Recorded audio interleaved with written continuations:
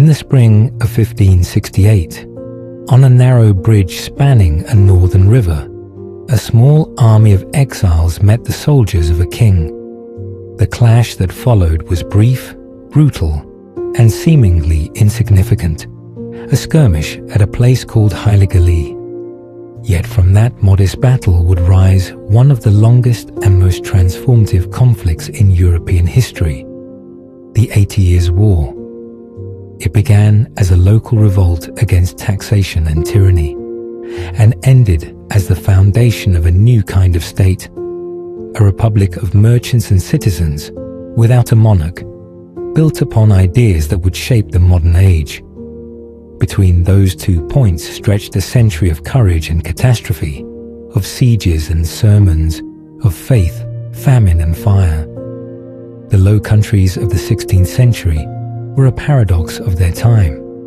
Prosperous yet restless, devout yet divided, fiercely loyal yet increasingly aware of their own distinct identity. Ruled by the distant Spanish crown, their cities hummed with trade and ideas, their workshops glowed with invention, and their people, pragmatic, literate, and self-reliant, were unaccustomed to submission.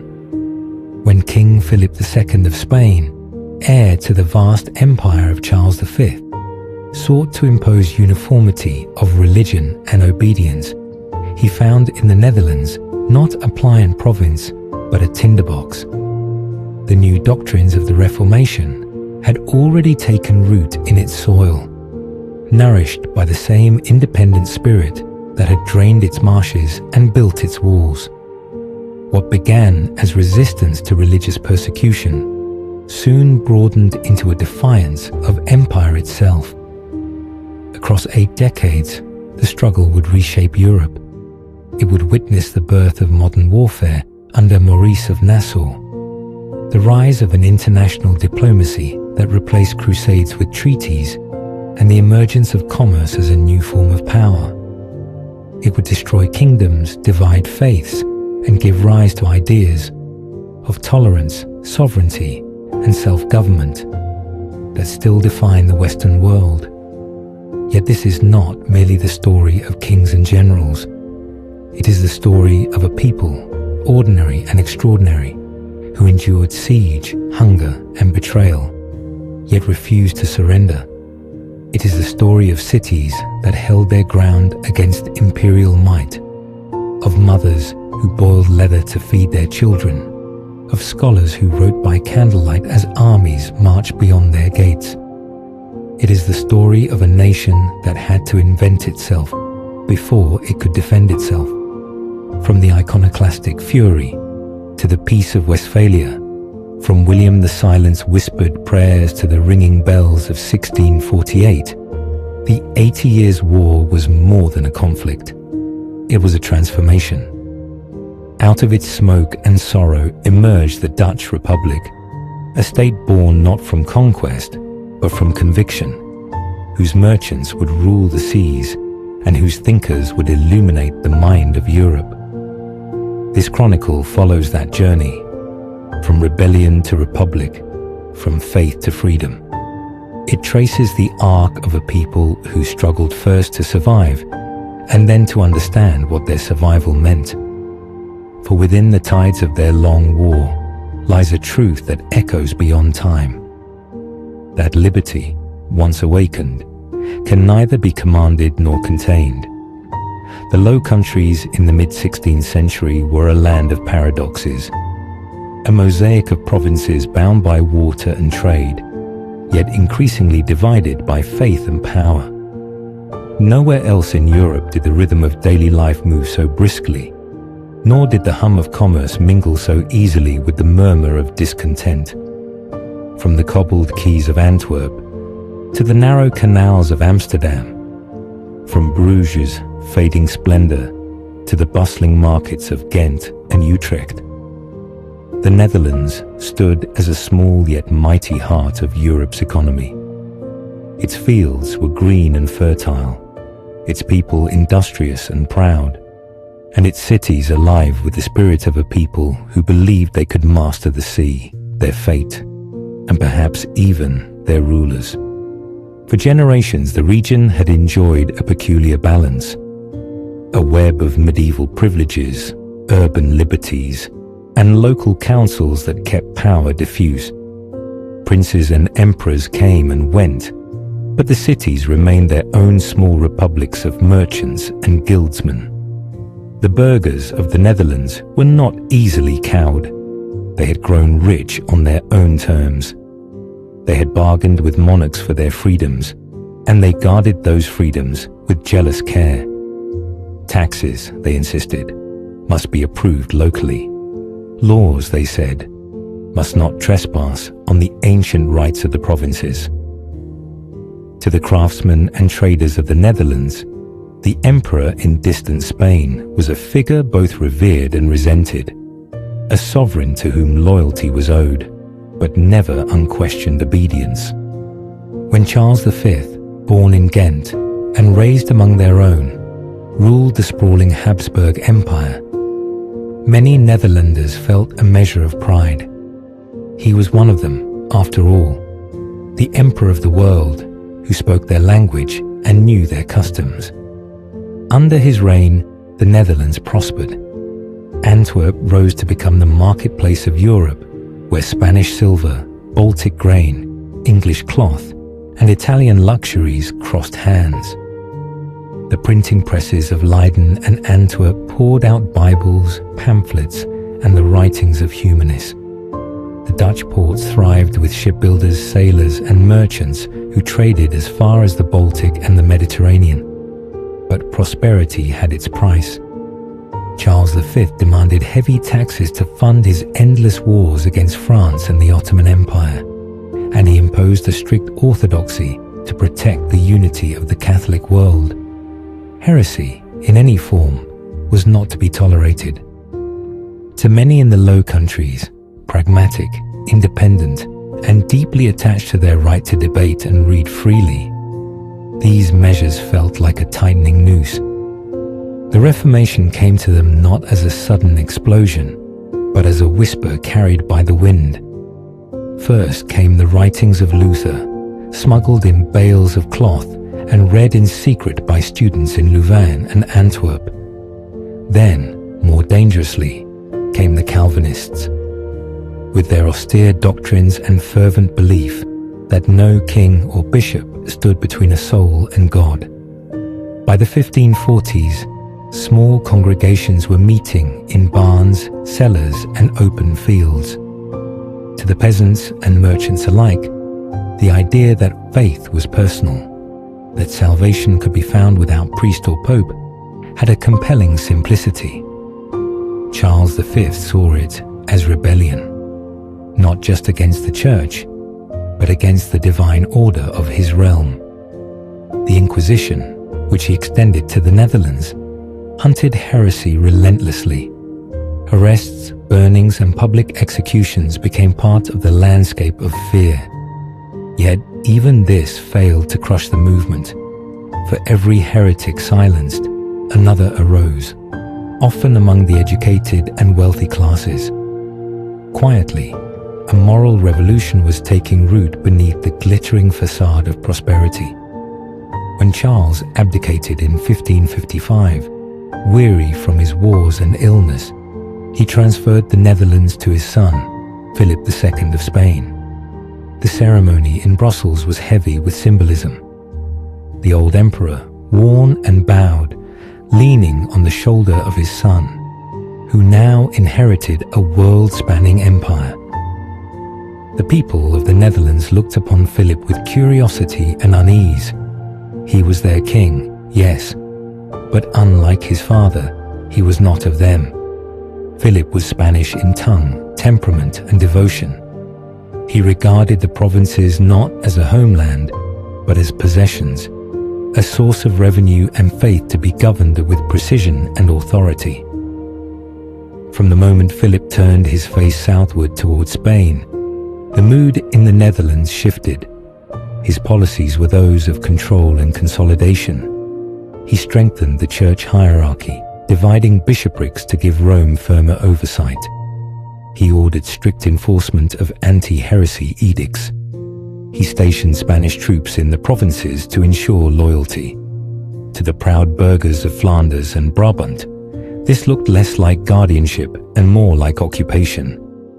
The regent, Margaret of Parma, Charles's illegitimate daughter, did what she could to mediate between her half-brother's rigid commands and the realities on the ground.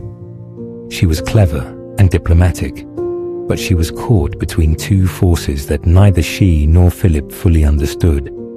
The growing Calvinist movement, which drew strength from the towns, and the simmering resentment of the nobility, who felt excluded from real influence by Spanish advisors. Among those nobles was a man whose name would become immortal, William of Nassau, Prince of Orange. At this time, he was still loyal to Philip, a cautious and pragmatic statesman who believed moderation might save the realm from ruin. His estates were vast, his manners courtly, his words careful. Yet behind his calm exterior, William was troubled. He had seen the flames of persecution, heard the cries of the condemned, and sensed that Philip's uncompromising faith would bring disaster. Meanwhile, discontent spread through every class of society. Artisans chafed under new taxes. Merchants resented Spanish monopolies. The lesser nobles whispered of their lost privileges. And among the common people, the teachings of Calvin and other reformers spread like wildfire. A religion of the word, of simplicity, of rebellion against corruption. In fields and forests, secret sermons called Hagepreken were held, where thousands gathered to hear preachers thunder against the church's wealth and Rome's tyranny. By the early 1560s, the Netherlands was a tinderbox. All it needed was a spark. The spark came in the form of a petition, a simple document drawn up by a group of nobles in 1566, known as the Compromise of the Nobles.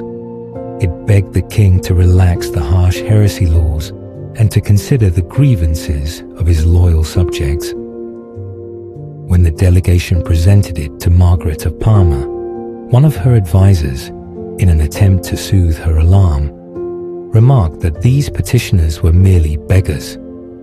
The nobles seized on the insult with pride, adopting the name Guzen, beggars, as their badge of defiance. In taverns and courts across the land, cups were raised to the Guzen and to the cause of liberty.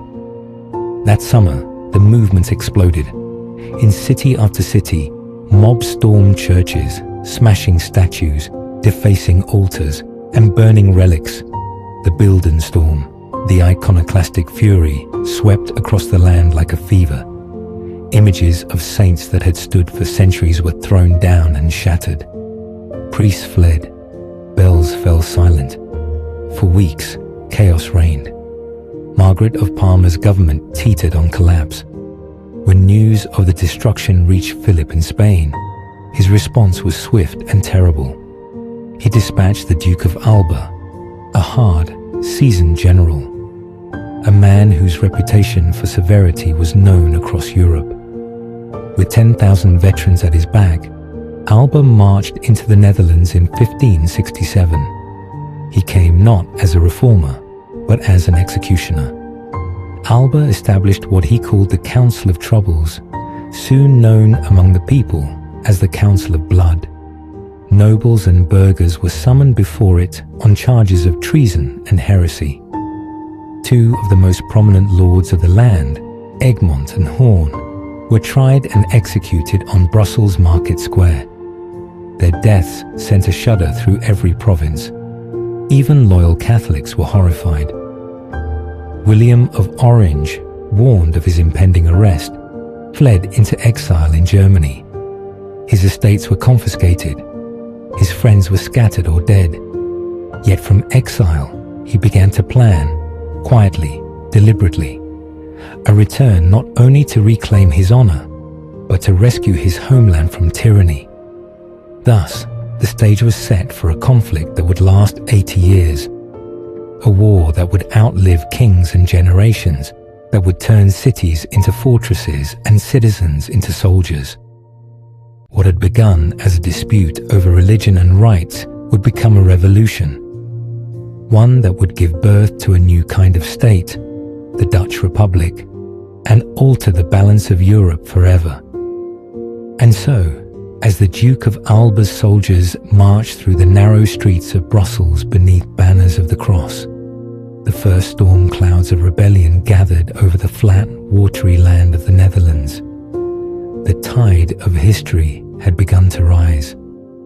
When the Duke of Alba crossed into the Netherlands in the autumn of 1567, the air itself seemed to grow heavier.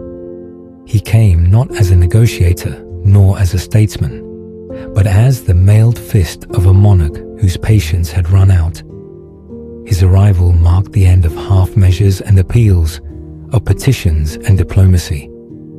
What began to unfold was no longer a quarrel between the king and his subjects, but a contest of wills between tyranny and defiance. Alba's army entered the land like a shadow that blotted out hope. Hardened veterans of Spain's Italian wars marched in measured cadence behind their standards, disciplined, silent, and ominous. The people watched from behind shutters as they passed through village after village, their boots grinding the cobbles, their halberds glinting in the wan sunlight. They seemed less like men than an instrument of divine punishment, the embodiment of Philip II's unyielding purpose. In Brussels, the Duke wasted no time asserting his authority. He replaced Margaret of Parma as regent and declared that the time for leniency was over. A new council was formed, the Consejo de los Tumultos, or Council of Troubles, which would soon earn a darker name, the Council of Blood. To this tribunal, he summoned anyone suspected of harboring sympathy for rebellion, heresy, or even the faintest criticism of royal authority. In its first weeks, hundreds were arrested. The trials were swift and ruthless. No rank or reputation offered protection. Count Egmont, victor of Gravelines, and one of the Netherlands' most esteemed nobles, was accused of treason for having signed the petition of 1566. Alongside him stood Count Horn, a man of equally noble lineage who had likewise sought compromise between the people and their king. Both were condemned. On a grey morning in June 1568, they were led to the scaffold in Brussels' Grand Place. A hush fell over the crowd as the two men, calm and dignified, embraced each other for the last time. The axe fell twice, and with those strokes, the Netherlands entered a new and terrible era. Even those loyal to the crown were shaken. The execution of men who had once served faithfully convinced many that reason had given way to fanaticism. Alba's campaign of terror did not stop with the nobility. Across the provinces, prisons filled with suspected heretics and conspirators. Estates were seized, families ruined, and cities fined for harboring dissenters. Columns of smoke rose from the pyres of the condemned. A grim landscape of obedience through fear. To fund his campaign and Philip's greater imperial ambitions, Alba imposed new taxes, a 10th penny on sales, a 20th on property, that struck at the heart of Dutch commerce. Merchants who had thrived on freedom now saw their profits drained by a regime that treated trade as tribute. In the counting houses of Antwerp and the warehouses of Amsterdam, murmurs of rebellion grew louder, but few dared to act. The memory of Egmont and Horn's execution still haunted them. Yet beyond the borders, in exile, a small circle of nobles plotted vengeance. Among them, the exiled Prince of Orange began to gather mercenaries and allies from the German states. William's cause was not yet that of a republic. It was the restoration of ancient rights under a lawful ruler. He still professed loyalty to Philip, insisting that it was Alba's cruelty, not the king himself, that had driven the provinces to desperation. But in truth, something had changed within him. Each decree of the Council of Blood, each village burned, each friend executed hardened his resolve. He had seen too much to believe anymore that justice could come from Madrid. In 1568, the first sparks of armed resistance flickered. William's brother, Louis of Nassau, led a small force across the border and met Alba's army at Heiligerlee in the province of Groningen. The engagement was small by the standards of Europe's great wars, but it carried symbolic weight. For the first time, Dutchmen had risen in arms against the king's soldiers and triumphed. The royal commander, Aremberg, was slain, and the rebels celebrated a modest but exhilarating victory. But triumph quickly turned to tragedy. Alba, moving with speed and precision, counterattacked at Jemmingen soon after, annihilating the rebel army. The survivors fled in chaos, and the northern provinces again fell silent under Spanish control. Still, the victory at Heiligerlee lingered in the hearts of the people like a candle in a darkened room. It proved that resistance was possible.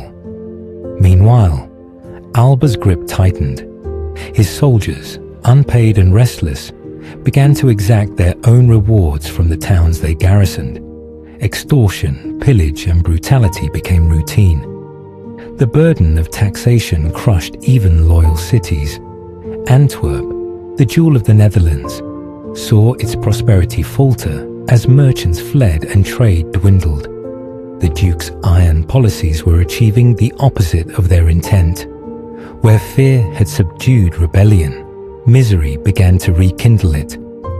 In the countryside, bands of Calvinist exiles known as sea beggars took to the waterways and the North Sea.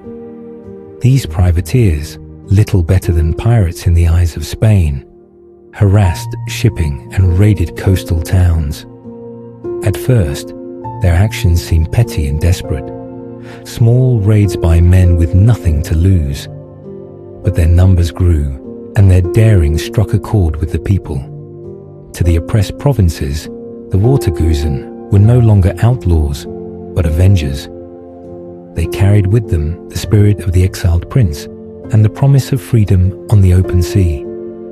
In 1572, fate intervened in a way no strategist could have planned. Driven from English harbours by shifting alliances, the sea beggars sought shelter along the Dutch coast. On April 1st, they captured the small port of Briel, a minor, poorly defended town, but one whose fall would resound through history. The capture of Briel electrified the Netherlands.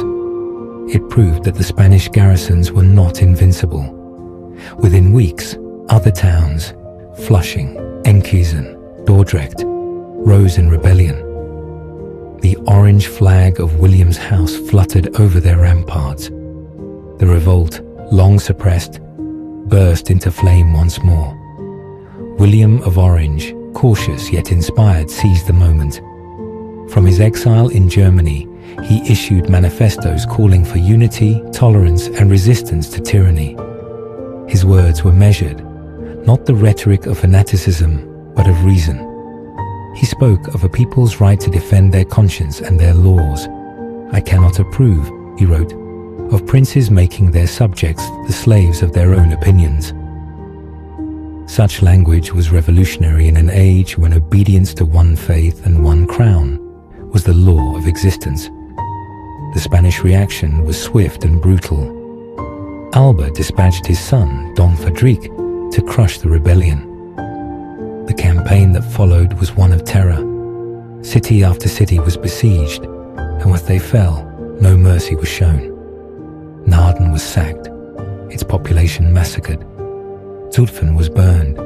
Then came Haarlem, proud, defiant Haarlem, which decided to resist. The siege began in the winter of 1572 and dragged on for 7 harrowing months. Inside the walls, men, women, and even children took up arms. The city's defenders melted church bells for cannon shot and boiled leather for food. Among them, the figure of Kenau Siemens Dr. Hassler, a widowed shipbuilder's wife, became legend, leading women in the defense of the ramparts, hurling stones and hot oil upon the attackers. Outside, Dom Fadrik's army suffered as well. Disease and hunger claimed thousands.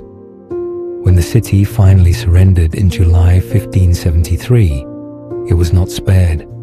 The Spanish executed the garrison and looted what remained.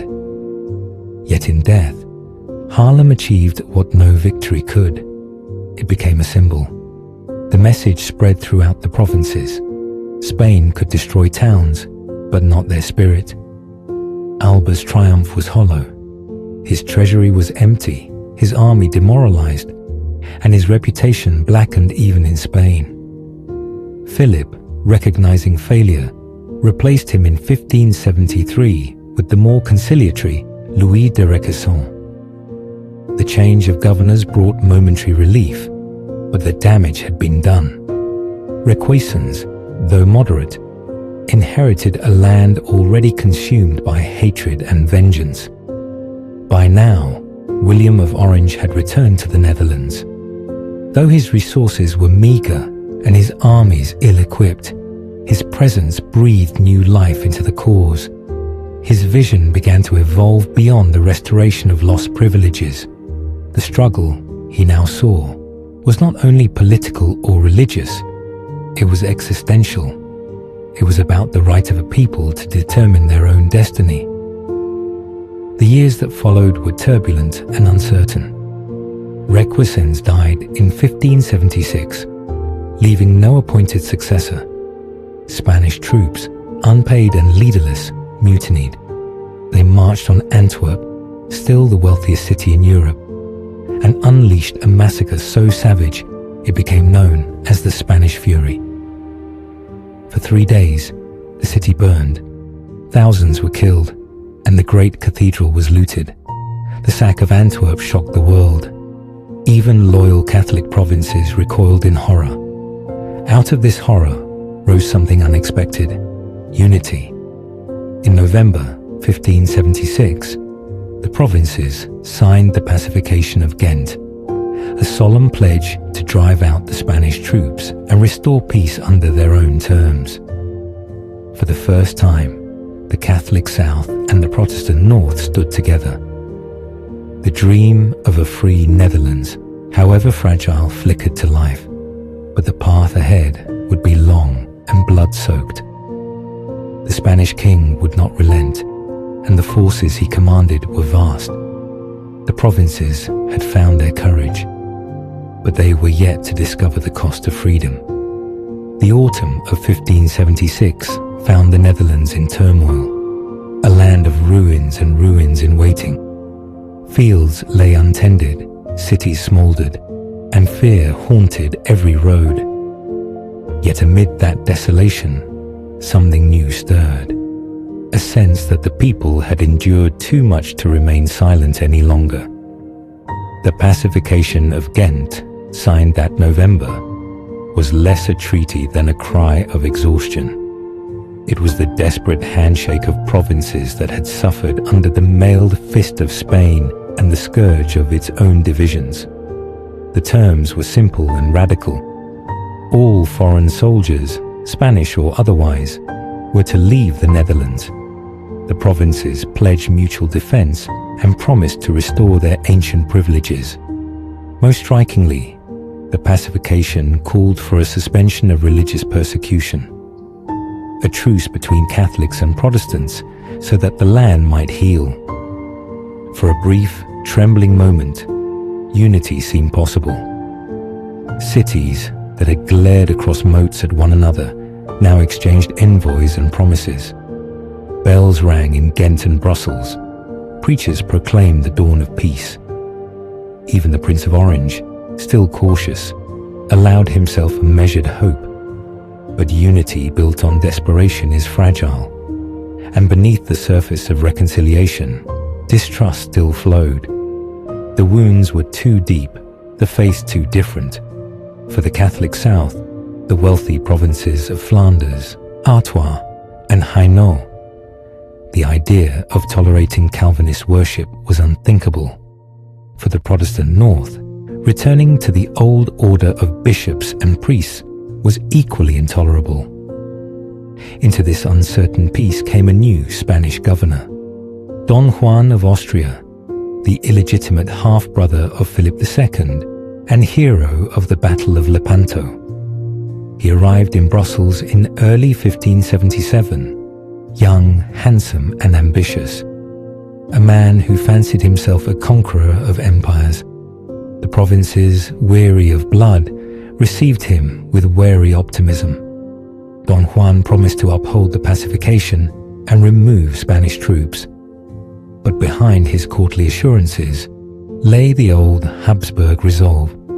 In secret letters to Madrid, he vowed to restore the king's full authority by any means necessary. At first, his duplicity remained hidden. Spanish forces did indeed withdraw, only to regroup across the frontier. Yet Don Juan soon overplayed his hand. In July of 1577, he seized the citadel of Namur and declared open war on the rebels. His betrayal reignited the conflict, and the fragile peace of Ghent collapsed. William of Orange, sensing the inevitability of war, called upon the provinces to stand firm. "We have not risen," he wrote, "for ourselves alone, but for the liberty of all who would live free from tyranny." His words, sober and resolute, spread through the towns like a rallying cry. In city halls and market squares, the old orange banners were unfurled once more. The following years were marked by shifting loyalties and relentless campaigns. Don Juan's early victories, including his stunning seizure of the fortress at Jomblu in 1578, could not reverse the tide of resentment. The southern provinces began to fracture under the weight of war. When Don Juan died suddenly of fever in October that same year, command passed to a man of different temperament, Alexander Farnese, Duke of Parma.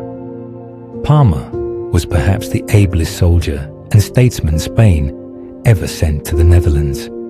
Patient, cunning and pragmatic, he combined military brilliance with diplomatic charm. Unlike Alba, he did not rule by fear alone. He courted the Catholic nobility, offering pardon and privileges in exchange for loyalty. His genius lay in understanding the soul of the southern provinces. To the conservative gentry and clergy of Flanders and Artois, Parma promised stability, protection, and the restoration of faith. While he wooed the south, he besieged the north. One by one, his disciplined armies recaptured rebel-held cities. Maastricht fell after a horrific siege in 1579, its defenders slaughtered in streets that ran red with blood. Yet for all his victories, Parma could not crush the spirit of the rebellion. The North, united by necessity and conviction, began to form something unprecedented. A political community bound not by a monarch, but by mutual agreement. In January 1579, in the city of Utrecht, 7 northern provinces, Holland, Zeeland, Utrecht, Gelderland, Overijssel, Friesland, and Groningen, signed the Union of Utrecht. The document was cautious in tone, pragmatic in structure, yet revolutionary in essence. It declared that each province would retain its own laws and privileges, but that together they would act as one in defense and diplomacy. Religion, though contested, was to be tolerated within limits. This was not yet a republic, nor even an outright break from Spain. The signatories still referred to Philip II as their sovereign, in theory, but the foundations of independence had been laid. The Union of Utrecht was a government of the people, by their consent, born in the midst of war. In response, the Catholic provinces of the south formed their own alliance, the Union of Arras, pledging renewed loyalty to the Spanish crown. The Netherlands, once a single entity under Burgundian and Habsburg rule, were now irrevocably divided. The fracture was as much spiritual as political. The North Protestant and mercantile, the South Catholic and feudal. In 1580, Philip II issued a decree placing William of Orange under imperial ban, declaring him an outlaw to be killed without trial. The reward for his assassination was a princely sum, and it drew the attention of desperate men. William knew that death shadowed him constantly, yet he refused to hide. "I am in God's hands," he said quietly to his council, "and shall do my duty so long as I live." Meanwhile, the northern provinces faced a dilemma. Having rejected Spanish rule, they sought a new sovereign who might legitimize their rebellion. They offered the crown first to the Duke of Anjou, brother of the King of France, a gallant but indecisive man who saw the offer as an opportunity for adventure. He arrived in 1582 amid great ceremony, promising protection and friendship. Yet his ambition soon betrayed him. Attempting to seize absolute control, he ordered his troops to storm Antwerp in 1583. The citizens fought back savagely, driving the French out in chaos. The French Fury, as it was called, ended Anjou's brief and disastrous rule. Disillusioned, the provinces turned inward. They had no need of foreign princes who sought to be kings. Their loyalty now centered upon the figure who had guided them through 15 years of turmoil, William of Orange. He was no longer merely a nobleman or rebel leader.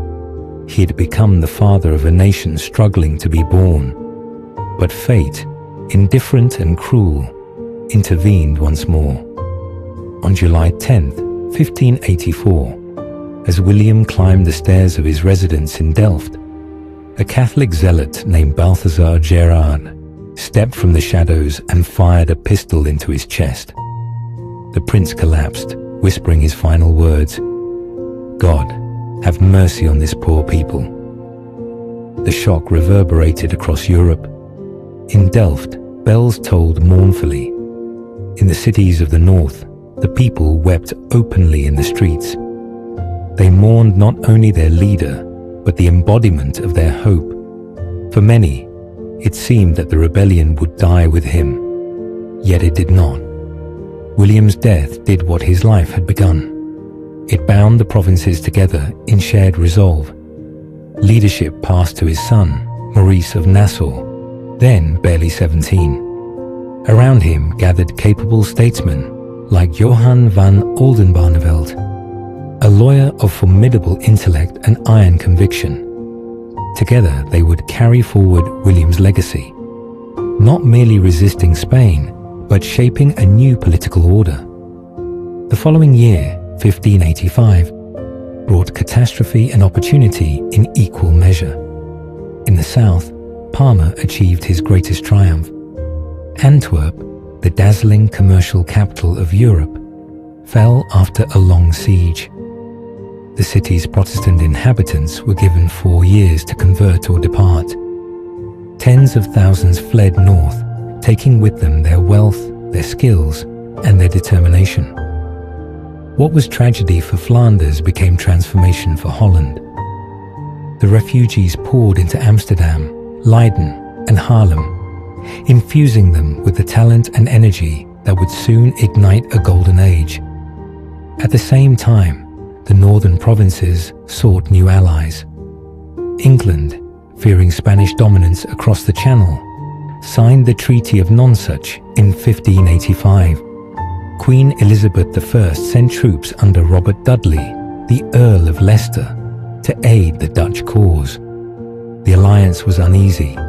The English wanted influence, the Dutch autonomy, but it ensured that the Republic would not stand alone.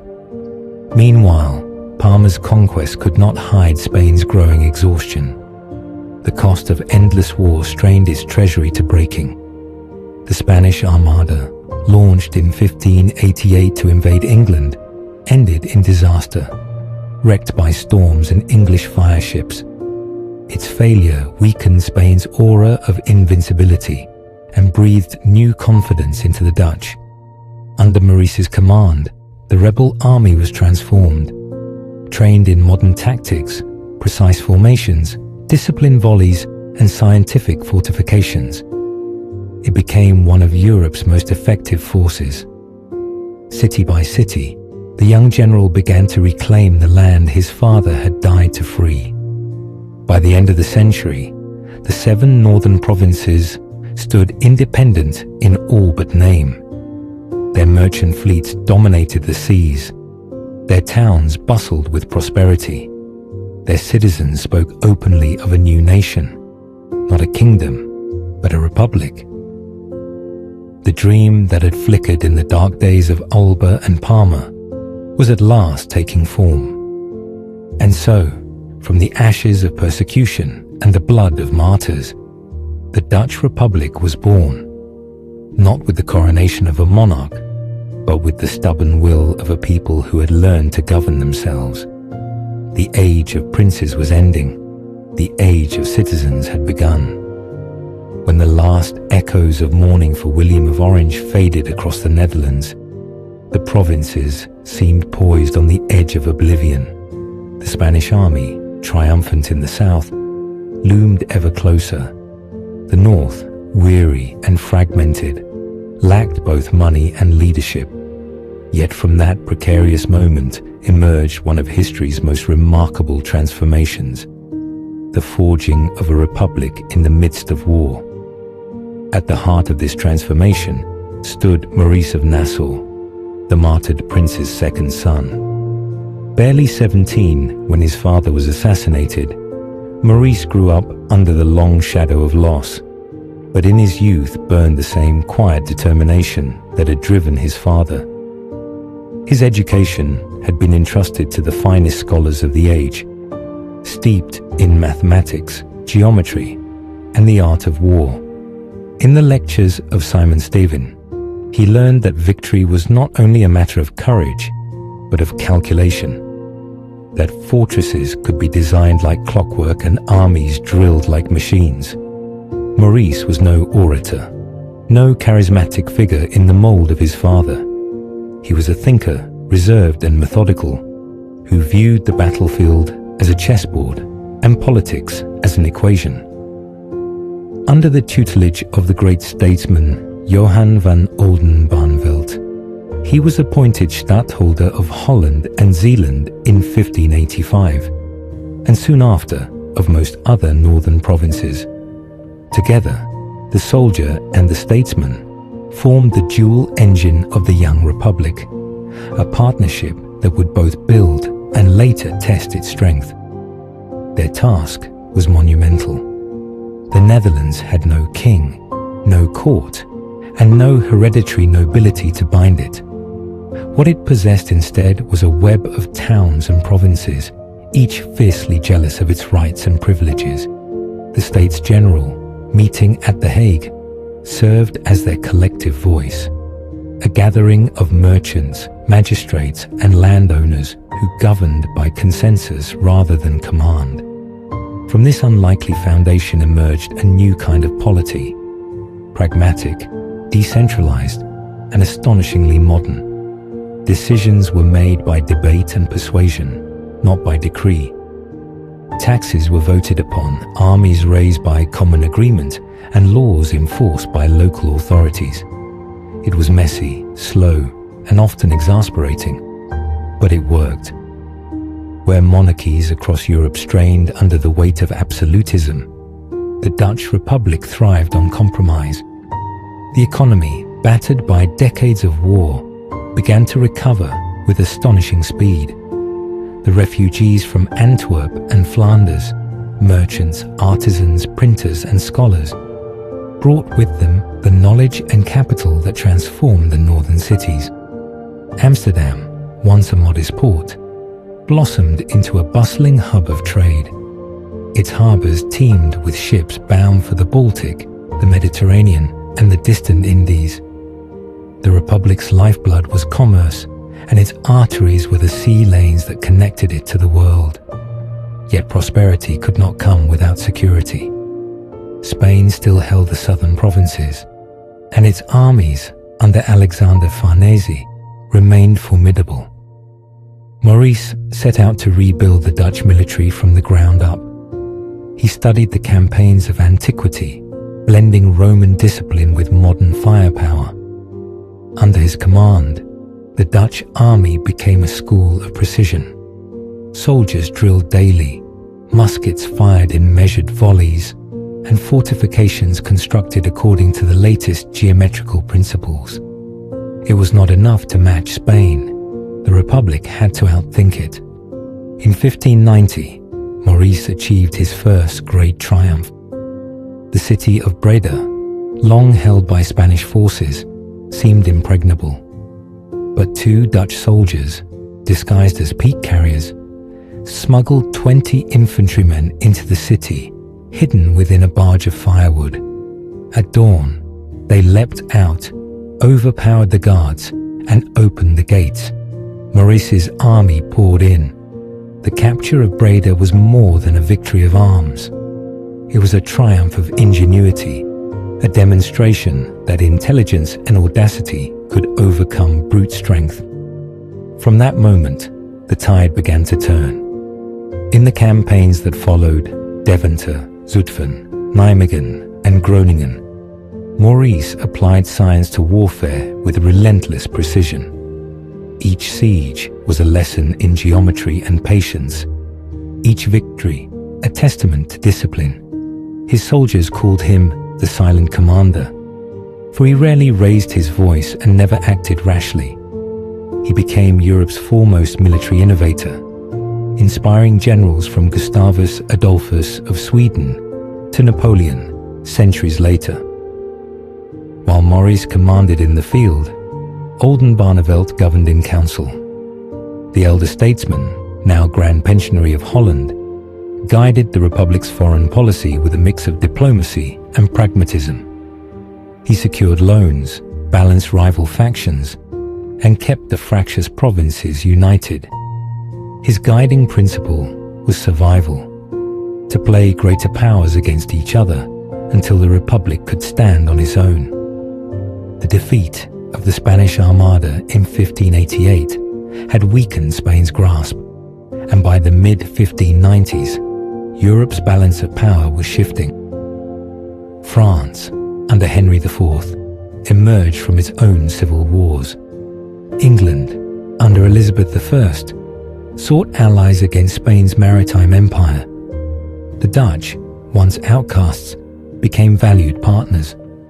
Their fleet supplied England with grain and France with ships. The Republic, though not yet formally recognized, had become an indispensable player in European politics. Amid war, culture flourished. In Leiden, the new university, founded in gratitude for the city's heroic resistance during its siege, became a beacon of learning. Scholars debated theology, philosophy, and law with a freedom unknown elsewhere in Europe.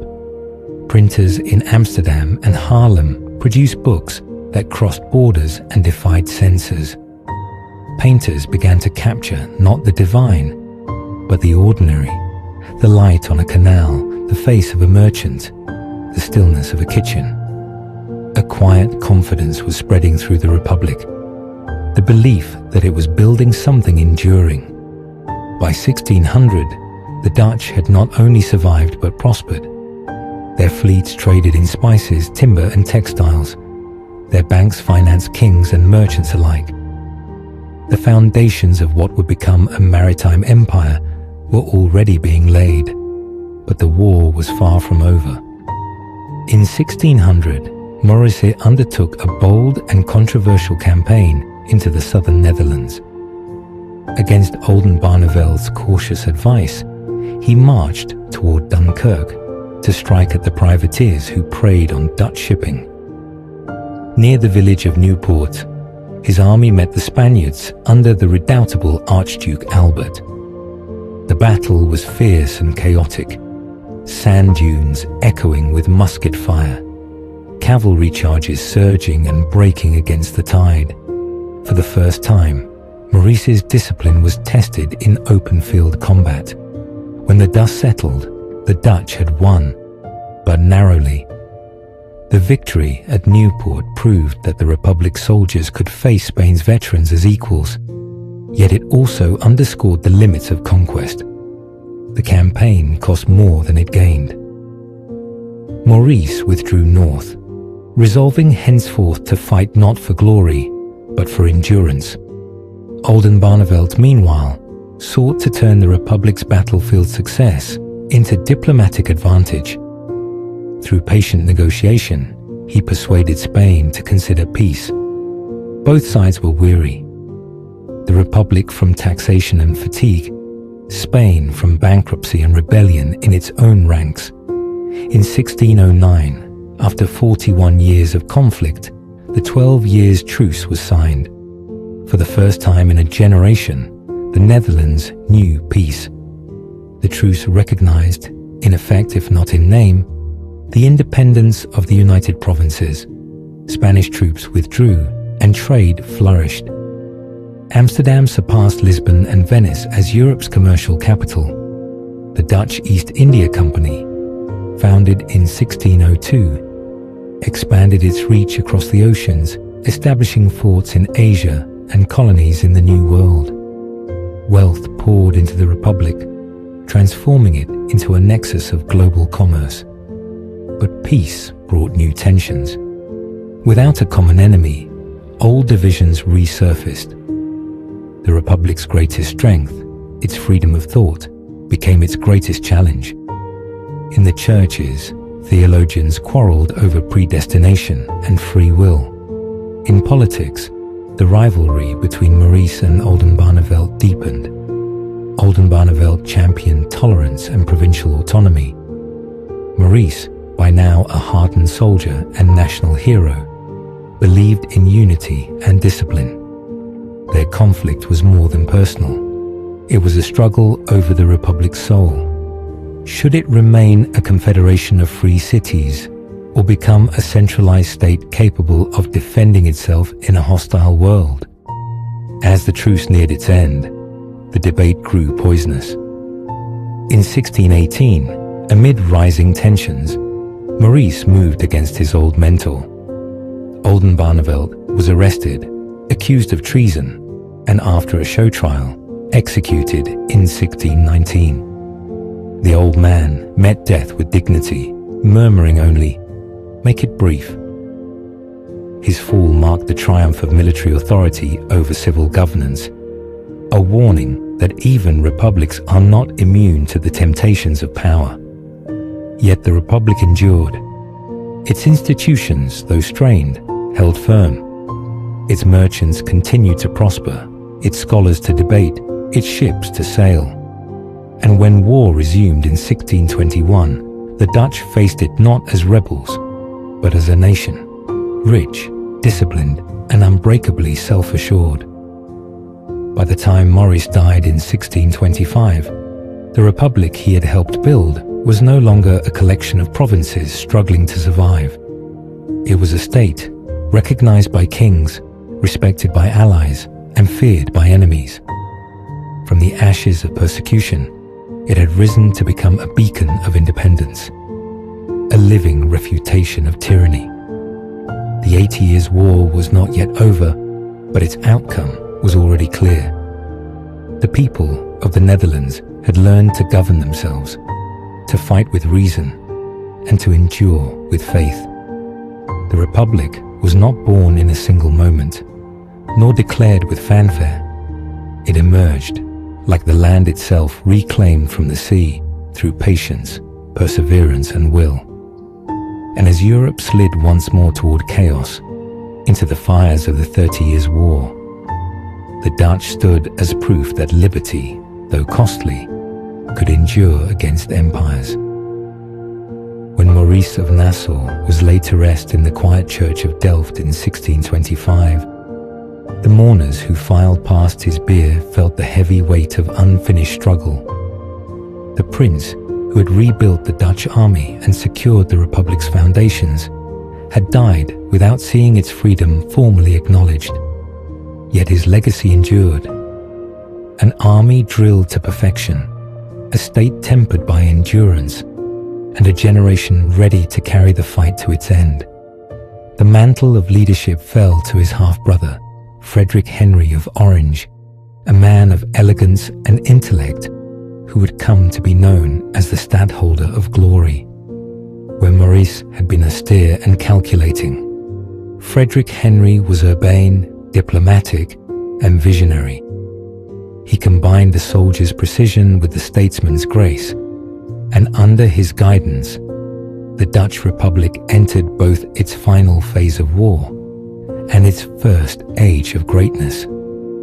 The year 1625 marked not only the passing of Maurice, but the renewal of hostilities across Europe. The 12 years' truce had expired, and Philip IV of Spain, urged by his powerful minister, the Count Duke of Olivares, sought to reassert control over the rebellious provinces. But the world had changed since the days of Alba and Parma. The Dutch were no longer isolated rebels, but a maritime power whose ships sailed from Java to Brazil, whose merchants financed wars, and whose scholars shaped ideas. Spain itself, though vast in empire, was strained to the point of exhaustion. Its silver fleets faltered under the assault of Dutch privateers. Its armies were stretched thin by the conflagration of the 30 Years' War, raging across the German lands. The Netherlands, once the periphery of empire, had become its undoing. Frederick Henry inherited not only an army, but a nation transformed. Amsterdam had risen from obscurity to become the commercial heart of Europe. Its wharves groaned beneath the cargoes of the East and West Indies. Its bankers extended credit to princes. Its shipyards produced fleets faster than any in Christendom. Wealth flowed through the canals like lifeblood, funding not decadence, but innovation, science, art, and statecraft.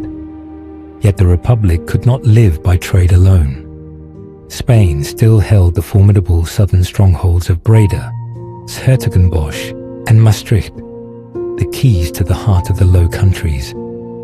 Frederick Henry resolved to take them one by one, with method and patience. In strategy, Frederick Henry was a master of precision.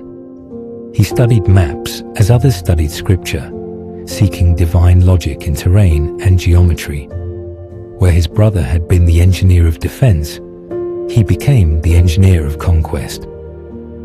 Between 1629 and 1640, he waged a series of methodical campaigns that historians would later call the 10 Glorious Years. His first great triumph came with the siege of 's-Hertogenbosch in 1629, a fortress long deemed impregnable, surrounded by marshes that made traditional siege works impossible. Frederick Henry solved the problem with audacity worthy of legend. He ordered the construction of massive dikes and pumps to drain the surrounding waters, turning the swamp into solid ground. Within weeks, the Spanish fortress that had resisted a century of assaults found itself exposed and doomed. Its fall electrified Europe. The swamp dragon, as it was called, had been slain. The victory was not merely military, it was psychological. The Dutch had proven that no obstacle, natural or man-made, could withstand their ingenuity. Town after town fell in the years that followed. Venlo, Roermond, and Maastricht yielded to his disciplined campaigns. In 1637, he retook Breda, the city captured decades earlier in his brother's famous ruse. The return of Breda to Dutch hands was more than vengeance. It was fulfillment. Painters immortalized the event. In one of the century's most iconic images, Velázquez's The Surrender of Breda, Spanish commander Ambrogio Spinola graciously returns the keys to the humble Dutch. Yet in reality, the moment marked the passing of Spain's age of conquest. The empire that had once dominated the world was now ceding ground to a republic that ruled without a king. As Frederick Henry fought in the south, the republic's influence expanded beyond Europe. Dutch fleets sailed the globe under the banner of the Dutch East India Company, VOC, and the West India Company, WIC, chartered enterprises that combined commerce, colonization, and war. In the East Indies, the Dutch wrested control of the spice trade from the Portuguese, establishing strongholds at Batavia, Ambon, and Ceylon. In the West, they captured parts of Brazil, the Caribbean, and West Africa, challenging Spain's supremacy on the seas. The Republic was no longer fighting merely for survival, but for empire. Its ships flew the red, white, and blue flag across oceans. Its merchants trafficked in silk, silver, and sugar, and its explorers mapped coastlines that would bear their names for centuries. Amsterdam became the clearinghouse of the world, its bourses and banks pulsing with the rhythm of global exchange. Within the Republic itself, a culture of astonishing vibrancy took root. Peaceful cities, untouched by the devastations ravaging Central Europe, became havens of prosperity and intellect. In the studios of Leiden and Haarlem, artists like Rembrandt van Rijn and Frans Hals captured the faces and interiors of a people newly conscious of their freedom. In the lecture halls of Leiden, thinkers like Hugo Grotius articulated ideas of international law and natural rights that would shape modern civilization. The Republic's success was not only material, it was philosophical. The Dutch had proved that commerce and liberty could coexist, that faith need not silence reason, and that power could rest in the consent of citizens rather than the decree of kings. But the war dragged on, as wars often do when pride resists reason. In Madrid, Philip IV refused to accept the independence of his rebellious provinces, even as his treasury bled dry. Spain's armies, though valiant, were ghosts of their former might. The once unstoppable tercios, those formidable squares of pikes and muskets, now faced modern, disciplined foes trained in the Dutch school of war. In 1639, the Republic dealt Spain a crippling blow at sea. Off the coast of Kent, the Dutch fleet under Admiral Martin Tromp met a great Spanish convoy carrying reinforcements and treasure. The battle raged through the channel amid wind and smoke, cannon thunder rolling across the water. By nightfall, the Spanish fleet was shattered, its remnants limping back to Dunkirk. The victory secured Dutch mastery of the seas and choked the lifeline of Spain's European war machine. Even within the southern provinces, Spanish authority began to erode. The once loyal Catholic towns, weary of taxation and neglect, grew restive. France, now under Cardinal Richelieu, and later Cardinal Mazarin, allied with the Republic against Spain, turning the balance decisively. The old order of Catholic monarchies that had once encircled the Netherlands was collapsing under the strain of modernity. By the 1640s, Europe had been bled white by the 30 Years' War. Cities lay in ruins and nations teetered on bankruptcy. Even victors longed for peace. In 1641, tentative negotiations began between Spain and the Republic. The talks were slow and cautious. The memories of a century's hatred were not easily laid aside. But time itself was wearing down resistance. Frederick Henry, now aging and ill, did not live to see the final accord. He died in 1647, mourned as the statesman who had turned rebellion into greatness. His son, William II, inherited his title and the closing act of the war. At last, in 1648, the diplomats of Europe gathered in the Westphalian cities of Münster and Osnabrück. to sign the treaties that would end both the 30 and the 80 Years' Wars. The Peace of Westphalia was not merely a cessation of conflict, it was the birth certificate of the modern world. In those solemn chambers, amid the rustle of parchment and the murmur of translators, Spain formally recognized the sovereignty of the United Provinces of the Netherlands. The long rebellion had become a nation. After 80 years of blood, fire and faith, the Dutch were free. The conclusion of the war marked not an ending, but a beginning. The Dutch Republic emerged from the Peace of Westphalia as one of Europe's great powers, rich, independent and self-confident. Its navy dominated the seas, its merchants ruled the markets, and its thinkers reshaped the ideals of law and liberty. But the cost had been terrible. A generation had been born and died under the shadow of war. Cities had been burned and faith divided. Yet out of that suffering arose something unprecedented. A state without a monarch, a society governed by trade and consent, and a people who believed that freedom was worth its price. The 80 Years' War transformed more than the Netherlands. It altered the very fabric of Europe. It weakened empires, legitimized rebellion, and gave birth to the principle of national sovereignty. The small, waterbound provinces that had once seemed destined for extinction became the vanguard of a new order, one that valued reason, commerce, and the rights of conscience. As the ink dried upon the treaty in 1648, bells rang across the Netherlands. In Amsterdam, ships fired salutes from the harbour. In The Hague, crowds filled the streets, singing hymns of thanksgiving. The war was over.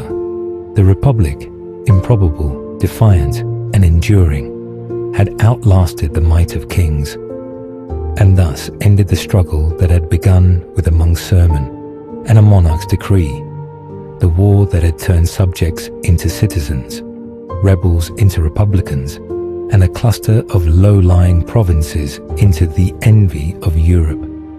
The Netherlands, forged in the crucible of fire and faith, had risen from rebellion to sovereignty. Its story, like the land it reclaimed from the sea, stood as proof that endurance can carve nations from impossibility. When peace at last settled over the Low Countries in 1648, the air of Europe seemed to change.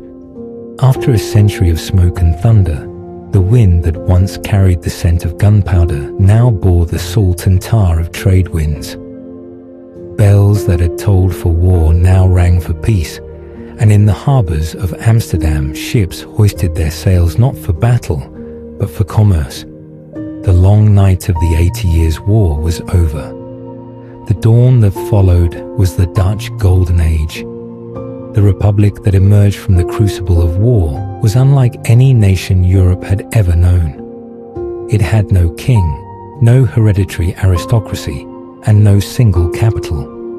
Its sovereignty lay in a federation of 7 provinces: Holland, Zeeland, Utrecht, Gelderland, Overijssel, Friesland, and Groningen, bound together not by blood but by choice. Its power flowed not from thrones or armies, but from merchants' guilds, shipyards, and counting houses. In a world still ruled by monarchs, this was a startling anomaly. A republic of citizens, governed through debate, driven by enterprise, and sustained by faith in human reason. The transformation of the Dutch Republic after 1648 was immediate and astonishing. Years of discipline, thrift, and endurance now turned outward in an explosion of creativity and ambition. Amsterdam, the beating heart of the new state, rose to a magnificence that rivaled any imperial capital. Its concentric canals, newly constructed in grand geometric order, became both fortification and ornament, a physical expression of Dutch precision and pragmatism. Ships crowded its quays, their hulls heavy with the spoils of global trade. The Dutch East India Company, VOC, already the most powerful corporation in the world, expanded its reach from the Cape of Good Hope to the Sea of Japan. From Batavia, modern-day Jakarta, it governed a maritime empire that traded in spices, silks, and porcelain, luxuries that transformed European markets. Meanwhile, the Dutch West India Company, WIC, pursued ventures across the Atlantic, seizing colonies in Brazil, the Caribbean, and along the North American coast, including a settlement at the mouth of the Hudson River that would one day be called New York. In Africa, the Dutch established posts that linked their Atlantic trade with the wider global web of commerce. The Republic's fleets ruled the seas. By mid-century, the Dutch merchant navy outnumbered those of England and France combined. Its shipwrights built vessels with unmatched speed and efficiency, sleek flights that carried goods more cheaply than any competitor.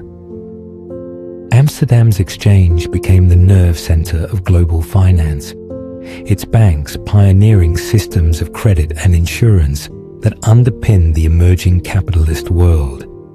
Freedom of trade bred freedom of thought. The same openness that had allowed men to worship without fear now encouraged them to question, to reason, and to invent. Nowhere in Europe was the press so free, the universities so vibrant, or the public so literate. Books flowed from Dutch presses in every language. Treatises on philosophy, science, theology, and politics that would shape the modern age.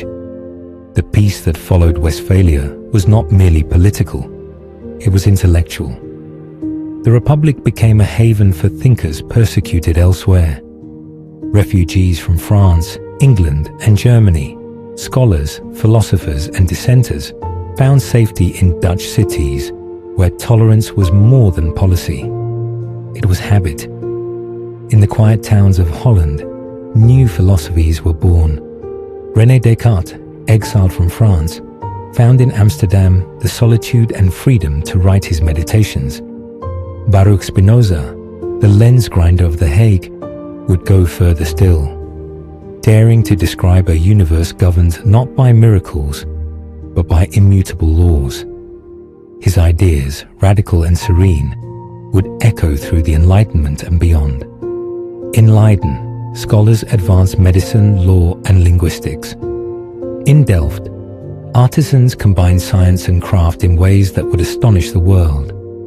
Antonie van Leeuwenhoek, a draper by trade, turned his handmade microscopes upon drops of water and saw the invisible teeming world of living cells, the first glimpse of life's hidden order. The Dutch Republic had become, in the phrase of later historians, a republic of the mind, a realm where inquiry replaced dogma and reason supplanted fear. The same qualities that had sustained it in war, discipline, curiosity, and independence, now propelled it to cultural supremacy. In art, too, the Republic surpassed its neighbors. Freed from royal patronage and religious censorship, painters turned their gaze from cathedrals and kings to the everyday world around them. The play of light on a canal, the gleam of pewter on a table, the face of a merchant lost in thought. Rembrandt van Rijn, working in Amsterdam, captured the depths of human soul in portraits and biblical scenes that glowed with inner light. His Night Watch, a canvas alive with motion and shadow, transformed the very concept of group portraiture. Johannes Vermeer, in Delft, painted silence itself. Women reading letters, pouring milk, or gazing out of windows, bathed in the stillness of northern light. Frans Hals, with his bold brushwork and laughter-filled faces, embodied the exuberance of civic pride. Their subjects were not monarchs, but citizens, not saints, but neighbors. Through them, the Republic's ideals, dignity, individuality, and realism found visual form. The art of the Dutch Golden Age was not the art of conquest, but of comprehension. an unflinching portrayal of a world built by human hands. Yet beneath the surface of prosperity lay contradictions.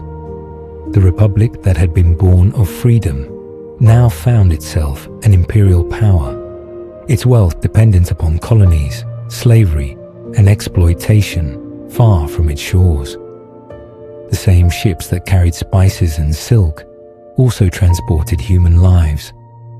In the counting houses of Amsterdam, profits were measured in the misery of others, a moral paradox that would haunt the nation's conscience for centuries. At home, the very system that ensured liberty also fostered inequality. The merchant oligarchies, the Regenten, who governed the provinces, guarded their privileges closely. The Republic was free, but not democratic in the modern sense. Its cities were governed by boards of wealthy men, whose influence rivaled that of kings. Yet even with these flaws, the Dutch experiment remained extraordinary. It proved that stability could be achieved without monarchy, that power could be distributed without anarchy, and that faith, though divided, need not destroy a nation. The Peace of Westphalia had reshaped more than borders. It had redefined sovereignty itself. The Dutch Republic stood as a model for others, a state forged not by divine right, but by human contract. Its very existence challenged the old order of Christendom, where nations had been bound to pope and emperor. Now, diplomacy recognized states as independent actors, each free to govern itself. For the Netherlands, this meant both opportunity and danger. As its wealth and influence grew, so too did its rivals' envy. England, its ally of necessity during the war, soon became a maritime competitor. The seas that had once united the Protestant powers now divided them. In the decades that followed, a series of Anglo-Dutch naval wars would test the Republic's resilience anew. Yet even amid conflict, the Dutch remained indispensable to Europe's balance. They financed wars, mediated treaties, and provided refuge for exiles. Their fleets carried not only goods, but ideas, spreading the ethos of enterprise and tolerance that would shape the modern Atlantic world. By the close of the 17th century, the Dutch Republic stood at its zenith. A small country commanding a vast empire, a land of merchants and philosophers whose reach extended from the Arctic to the Indian Ocean. Its population, scarcely 2 million, produced wealth and knowledge out of all proportion to its size. But perhaps its greatest achievement was invisible, the transformation of the European mind. The ideals born in the crucible of its revolt, liberty of conscience, limitation of power, government by consent, became the foundation stones of modern democracy. The Enlightenment, the American Revolution, and the liberal movements of the 19th century all drew from the well the Dutch had dug in their long struggle for freedom. The 80 Years' War had begun as a rebellion against a distant king and ended as a redefinition of civilization.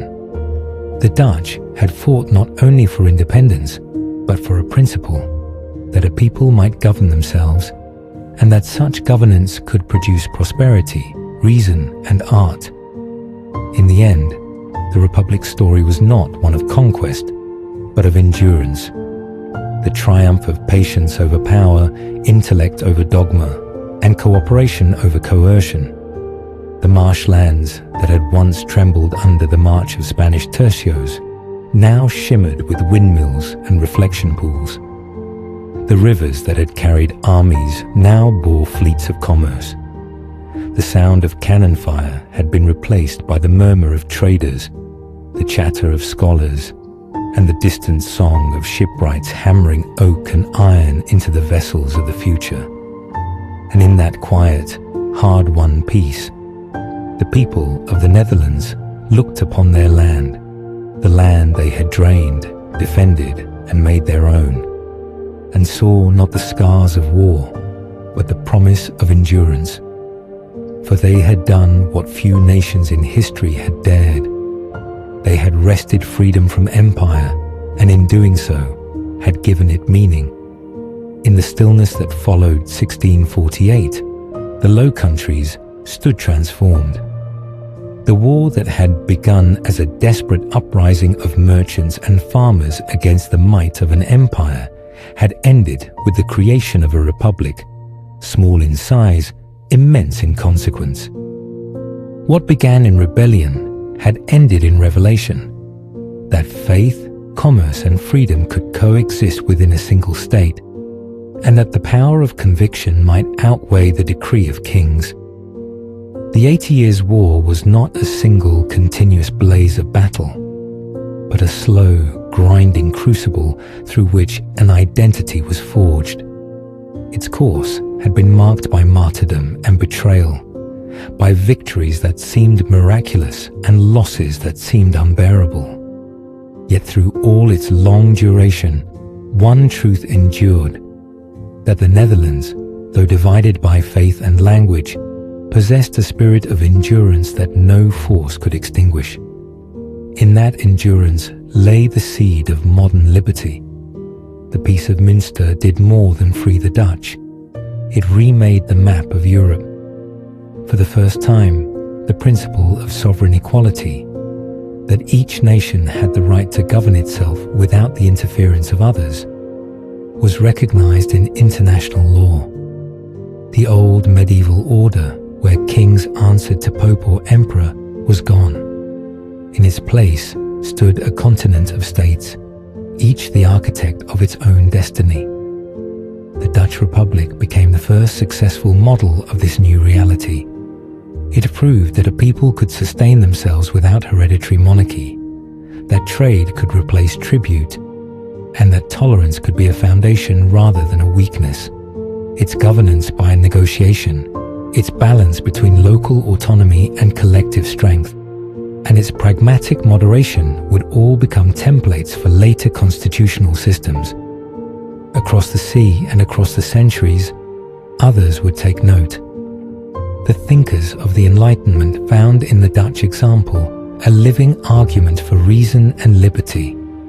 The framers of the American Republic would later echo its federated design and its defense of conscience. Even the revolutions that would shake Europe in the centuries to come carried within them the echo of the Dutch Revolt.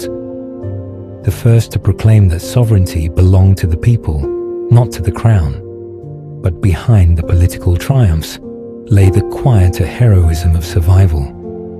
The people of the Netherlands had endured famine, siege, and persecution. Cities like Haarlem, Leiden, and Alkmaar had suffered horrors that might have broken lesser nations.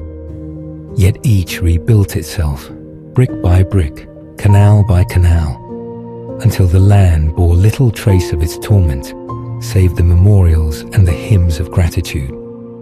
Their resilience was not born of pride alone, but of necessity. The same necessity that had long driven them to wrest their fields from the sea. The dikes that held back the waters became symbols of collective will. Every citizen had to labor for the whole, or all would be lost. That same principle governed their politics, their commerce, and their war. Unity was not natural to them. It was engineered, maintained by discipline and compromise. Thus, the Dutch Republic became an intricate mirror of its geography, a society held together by mutual effort, fragile yet enduring, delicate yet strong. At the heart of the conflict had always been the question of faith. The Reformation had divided Europe, and the Netherlands had suffered its full torment. Yet the outcome of the war was not the triumph of one creed over another, but the gradual recognition that no creed could claim the conscience of all. The Dutch Republic did not erase division, it managed it, turning intolerance itself into a lesson in moderation. Nowhere else in Europe were so many religions permitted to exist side by side. Calvinists, Catholics, Lutherans, Mennonites, and Jews all found a measure of safety within its borders. Even where prejudice persisted, persecution did not. In that imperfect piece of belief, the Republic laid the groundwork for a broader humanism, one that would eventually inform the Enlightenment's defense of individual rights. Yet even in its triumph, the Republic bore contradictions it could not escape. The liberty it cherished at home did not always extend abroad. Its ships carried the goods and the sins of empire, spices and sugar, gold and human bondage. The same ingenuity that had drained the polders also built fortresses on foreign shores. Such paradoxes remind that freedom, once gained, must be guarded not only by arms, but by conscience. The Republic's legacy was thus both shining and shadowed, a reminder that moral progress is never complete, and that the struggle for liberty is renewed with every generation. The 80 Years' War remains a lesson in the endurance of ideals. It teaches that nations are not born in moments, but in centuries, that freedom is not given, but earned, and that even the smallest people, if steadfast, can alter the destiny of empires. Its heroes, William the Silent, Maurice and Frederick Henry, the men and women of Leiden and Haarlem, were not mythic conquerors, but practical idealists. They fought with patience as much as passion, with reason as much as valor. In their story lies the essence of modern civilization, the belief that order and liberty need not be enemies, that faith and tolerance need not destroy each other, and that the courage to resist tyranny is itself a form of creation. In the final years of the 17th century, the Netherlands stood serene beneath its low grey skies. Windmills turned over fields once trampled by soldiers. Children played along canals where gunboats had once patrolled. Churches stood rebuilt. Universities hummed with discourse. Art and science flourished where war had once consumed all. The Republic's flag, the red, white and blue of its long defiance, flew from the masts of ships in every sea, a quiet testament to what human will could accomplish against the tides of history. The world had changed, and with it the meaning of power. No longer was it measured solely in armies or crowns, but in ideas. And in this, the Netherlands had triumphed most of all. Lacte et emergo. I struggle and emerge. The ancient motto of Zeeland might well serve for all the Netherlands, and indeed for all who prize liberty. The Dutch struggled against the sea, against kings, against despair, and from each struggle they emerged stronger, wiser, and freer. The 80 Years' War was their trial by water and fire. Out of it came not merely a nation, but a vision, that human beings, by their own reason and endurance, can build a just and lasting order. And though centuries have passed, the echoes of that war, its courage, its contradictions, its faith in the future, still resound in every constitution that defends the rights of conscience, in every parliament that governs by consent, and in every nation that believes its destiny is its own to shape. For from the marshes and mist of the Low Countries arose one of the defining truths of the modern world, that freedom, once kindled, can never again be extinguished. If you enjoyed this deep dive into the 80 Years' War, don't forget to like, subscribe, and hit the bell so you never miss an exploration of history's defining moments. Share your thoughts in the comments. Which figure or battle from this epic struggle do you find most fascinating? And remember, history isn't just about the past. It shapes the freedoms and choices we enjoy today.